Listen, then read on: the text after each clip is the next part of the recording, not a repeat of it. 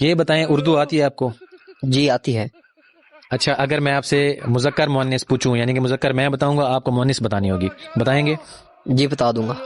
चलो आप बताओ, धोबी की मुअन्निस क्या है? धोबा। नहीं, धोबी की मुअन्निस है धोबन। सॉरी, आप एक बार फिर पूछो, मैं आपको सही बताऊंगा। अच्छा चलो, नेक्स्ट है हाथी।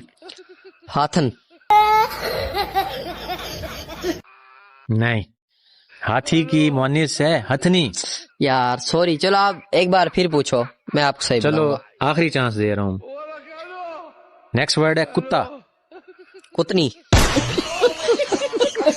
नहीं, कुत्ता की मुअन्निस है कुतिया। ओ यार सॉरी। चलो एक और चांस, आखिरी चांस दे रहा हूं, ठीक है? इसके बाद नहीं दूंगा। ठीक है। अगला लफ्ज है घोड़ा। घोड़िया।